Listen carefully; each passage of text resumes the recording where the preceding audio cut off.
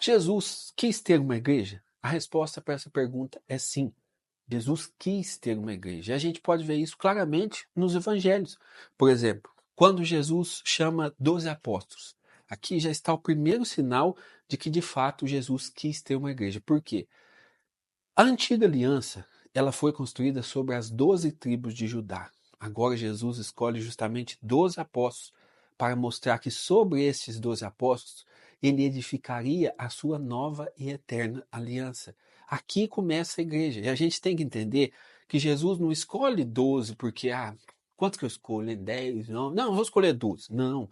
Tudo isso é pensado. As palavras, as ações de Jesus são constitutivas. Então, quando Jesus escolhe 12 apóstolos, ali ele mostra claramente que aqui, nesses 12 apóstolos, ele começaria a sua igreja.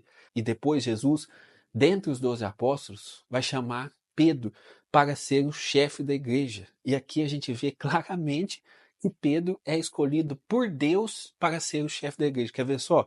Vamos ler um trechinho da Sagrada Escritura. Jesus, então, disse a Pedro: Feliz és tu, Simão, filho de Jonas, porque não foi a carne nem o sangue que te revelou isso, mas meu Pai que estás no céu. Eu te declaro, tu és Pedro, e sobre essa pedra edificarei a minha igreja. As portas do inferno não prevalecerão sobre elas. Eu te darei a chave do reino do céu. Tudo que ligares na terra será ligado no céu, e tudo que desligares na terra será desligado no céu. Então você vê aqui claramente, primeira coisa, né, que essa escolha de Pedro, ela parte do próprio Deus. Antes dessa passagem que eu li para vocês, Pedro manifesta a fé dos 12, que Jesus Cristo era o Filho de Deus. E aqui Jesus está dizendo, isso não é uma revelação de homens, pura e simplesmente. É Deus. É Deus que está inspirando Pedro, é Deus que está conduzindo Pedro, é Deus que escolheu Pedro para ser o chefe da igreja. E depois vem essa promessa que a gente precisa pensar bem sobre essa promessa e a seriedade dessa promessa. Por quê? Jesus está dizendo aqui para Pedro: tudo que você ligar na terra, eu ligo no céu, e o que você desligar na terra, eu desligo no céu. Você pensou na gravidade dessa palavra? Por quê? Deus é perfeito.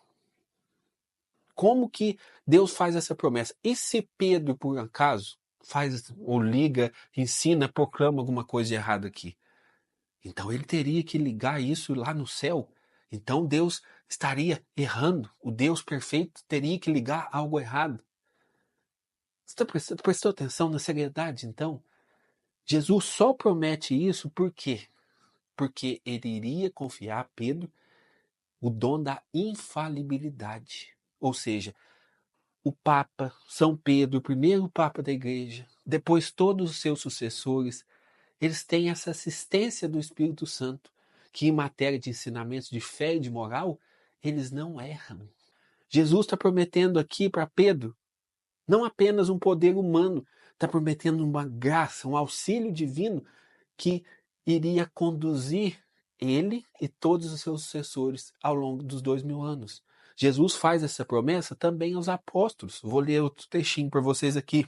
Em verdade eu vos digo, tudo que ligardes sobre a terra será ligado no céu, tudo que desligardes sobre a terra também será desligado no céu. Então você está vendo aqui que foi prometido a Pedro, foi prometido também aos apóstolos. E aqui a gente tem o magistério da igreja, que é justamente os apóstolos reunidos com o chefe, com Pedro, que tem essa promessa então de ser guiados pelo Espírito Santo, que gozam da infalibilidade. Hoje, por exemplo, quem que faz parte, que está ligado aos apóstolos? São os bispos, os sucessores dos apóstolos. Por quê? Os apóstolos escolhidos por Jesus, eles deixaram seus sucessores. O Papa deixou seus sucessores, Lino, Cleto, Clemente, e assim foi conduzindo essa sucessão apostólica. E os nossos bispos, o Papa Francisco hoje, eles gozam da mesma promessa. A promessa da infalibilidade. A infalibilidade que revela, na verdade, que o Espírito Santo, em matéria de fé e de moral, é quem conduz a fé da igreja, é quem conduz os ensinamentos da igreja. Então, hoje a gente vê, por exemplo, assim, que algumas pessoas, elas falam assim, não, eu acredito em Jesus, mas eu não acredito na igreja. Então, Mas Jesus está tão presente na igreja que nós podemos dizer que ele é a igreja. E se você faz essa separação, você vai estar, de certa maneira, mutilando o Cristo. Existe uma passagem na Sagrada Escritura, Atos dos Apóstolos, capítulo 9, que vai contar a conversão de São Paulo. E é muito interessante porque mostra como que Cristo está presente na igreja, Cristo é a igreja. Então, quando a gente vê lá São Paulo que se converte, Jesus se apresenta a ele e diz: Saulo, Saulo, porque me persegues? São Paulo, que se chamava Saulo, né? Ele não conheceu Jesus. Enquanto Jesus pregou, Jesus viveu, São Paulo estava estudando na escola de Gamaliel. Mas Jesus se apresenta ali: você me persegue. Por quê? Porque Jesus vive na igreja. Porque a igreja é a continuação dos apóstolos. A quem São Paulo perseguia? São Paulo perseguia a igreja. São Paulo perseguia os apóstolos, os seguidores, os discípulos de Jesus. Mas Jesus aparece para ele e fala: porque me persegues? Porque Jesus Cristo vive na igreja. Então, por isso, Jesus Cristo quis ter uma igreja. Para que tudo aquilo que ele ensinou, tudo aquilo que ele realizou, que ele conquistou, não ficasse parado lá como algo meramente histórico. Ele quis ter a igreja para que isso chegasse até nós. Cristo está vivo e atuante na igreja. Basta a gente ver, por exemplo, os sacramentos. O que é o sacramento? É o toque da graça de Deus em nós. Quando, por exemplo, você vai se confessar, aí você confessa os seus pecados. E naquele momento ali você confessa os seus pecados, o padre, ele levanta a mão para abençoar os seus pecados, para perdoar os seus pecados. E pela autoridade da igreja, os seus pecados são perdoados.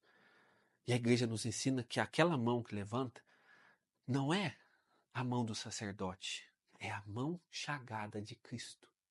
Cristo que está ali em persona, Cristo, naquela pessoa do sacerdote. Cristo se faz ali presente e a mão dele se ergue para nos tocar, nos libertar de todo pecado. Quando no nosso batismo, por exemplo, nós somos batizados, somos incorporados à igreja. Pelo nosso batismo, nós somos como que fecundados na igreja, que é o corpo de Cristo. Ali, a água do batismo, é o Cristo quem nos toca.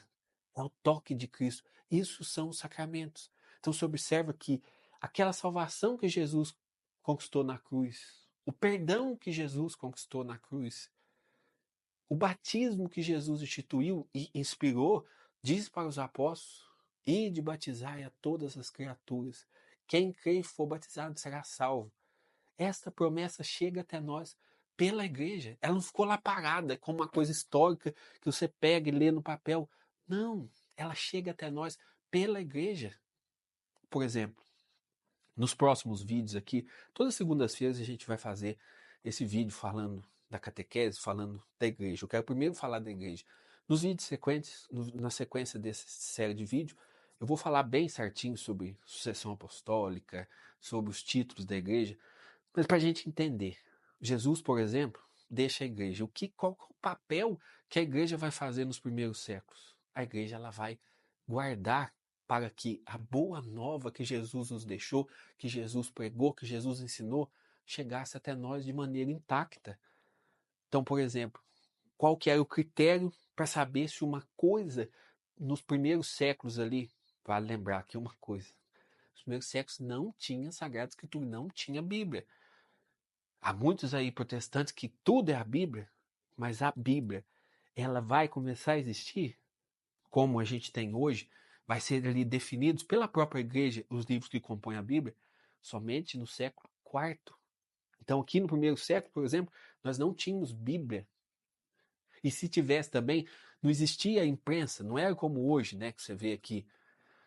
Eu tenho aqui essa Bíblia, tem várias outras Bíblias aqui, então eu posso ter várias Bíblias hoje, mas não era assim. Uma Bíblia não cabia na palma da mão, porque era escrito em pergaminhos, era feito assim, sabe, de várias coisas e aquilo se decompunha, se deteriorava, então tinha que ser copiado constantemente. Então, nesse primeiro século que eu estou falando, não existia Bíblia. Até porque se a Bíblia assim cabia dentro de um quarto, então um cômodo dentro da casa para ter a Bíblia. E aquilo tinha que ser recopiado e copiado, senão ia se perder no tempo. Então, nesse primeiro ano que não existia Bíblia, qual era o critério para saber se uma verdade é ensinada? Por exemplo, chegava um pregador e começava a pregar numa cidade lá. Como saber se aquele pregador trazia a fé de Jesus Cristo, de fato, ou se era um herege, como existia muitos naquela época? Era o critério da apostolicidade. Ou seja, fulano chegou aqui e começou a pregar essa fé de Jesus Cristo aí.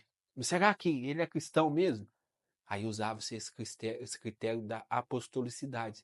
Pegava lá o que o cara estava ensinando, o que o cara estava pregando, e buscavam saber, investigavam se os apóstolos também pregavam isso. E se os apóstolos pregavam, então essa pessoa ela era considerada como uma pessoa católica, porque estava dentro da apostolicidade. E os apóstolos, a gente vai ver na Sagrada Escritura, nos próximos vídeos eu vou mostrar tudo certinho, os capítulos aqui, as partes da Sagrada Escritura.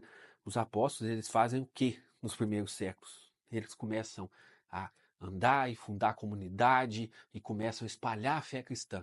Mas eles tinham cuidado para que nada de errado entrasse e contaminasse a fé verdadeira deixada por Jesus Cristo. Então, por exemplo, a gente vê Paulo recorrendo muitas vezes que tal ensino, tal escrito não está de acordo com a fé dos apóstolos. A gente vai ver isso muitas vezes. Os apóstolos que iam de comunidade em comunidade para como que vigiar e guardar a revelação que Jesus tinha realizado a eles. Então, gente, é algo muito bonito, é algo muito sério ver este papel da igreja nos primeiros séculos, mas isso vai ser ao longo de todos os séculos. Então Jesus quis nos dar uma igreja, Jesus quis ter uma igreja para que não a gente pudesse só ler aqui o que Jesus Cristo realizou como uma coisa histórica, bonita, não. Jesus quis ter uma igreja para que ele continuasse aqui vivo e atuante, para que Jesus pudesse vir até nós, nos trocar, para que a verdade que ele deixou pudesse chegar até nós. Por isso a gente vai ver então, por exemplo, Jesus em João capítulo 14 prometendo aos apóstolos: eu vos enviarei o Espírito Santo que ensinar-vos-á toda a verdade. A igreja, ela é o próprio Cristo. Como Jesus mesmo disse, eu sou a videira e vós os ramos. Jesus está vivo, presente na igreja. E nós podemos então ser tocados por essa força, pela graça de Deus, graças aos sacramentos da igreja, graças à igreja que cuida e conduz para que nós tenhamos acesso à verdade como foi ensinada por nosso Senhor Jesus Cristo. A igreja que conduz e cuida ao longo de 2000 anos para que nada fosse acrescentado a mais do que aquilo que Jesus ensinou. Ao longo desse tempo, a igreja vai sempre estudando, como eu falei, e colhendo as inspirações do Espírito Santo. Por quê? Jesus disse aqui, né? Eu vos enviarei o Espírito Santo que ensinai-vos-á todas as coisas, ou seja, no futuro. Porque Jesus disse: agora, vocês não podem compreender todas as coisas, mas eu enviarei o Espírito Santo que é ensinar-vos-á, usar todas as coisas, até o fim dos tempos. E a igreja, então, ela é necessária e Jesus desejou a igreja, porque a igreja nos traz o próprio Cristo. Pela fé da igreja, nós tocamos no Cristo, tocamos na verdade que ele ensinou, tocamos na força daquilo que ele conquistou para nós. De maneira especial, por exemplo, na Eucaristia, que é a comunhão com o corpo do Senhor. Quando nós comungamos do Cristo vivo. E Jesus deu essa autoridade aos apóstolos. Na última ceia, por exemplo, Jesus disse, depois que ele consagrou o pão, depois que ele consagrou o vinho, ele disse: fazei isso em memória de mim. E aqui está dada essa missão dos apóstolos, de repetir aquilo que Jesus realizou na última ceia, que é justamente transformar o pão no corpo e sangue de Jesus. Eis o mistério maior da nossa fé. A gente não pode cair nesse papinho, sabe? De dizer assim, Cristo sim, igreja não. A gente não pode cair nisso. Por quê? Quando a gente diz igreja não, nós não estamos dizendo assim, eu estou dizendo não para a igreja. Não, você está dizendo não para o próprio Jesus. Jesus quis ter uma igreja. Jesus está vivo nessa igreja. E o que a igreja ensina em matéria de fé, de moral, é o próprio Cristo que ensina. O que a igreja celebra é o próprio Cristo quem celebra. Eis a verdade da nossa fé. Essa verdade, gente, ela transcende o erro dos filhos da igreja.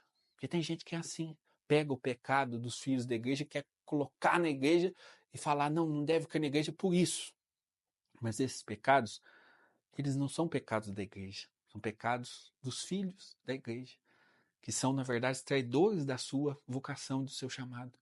Mas que a graça de Deus e a força da promessa que Jesus realizou aqui aos apóstolos é tão forte que ela passa, inclusive, por esses traidores. A igreja, ela é o corpo místico de Cristo.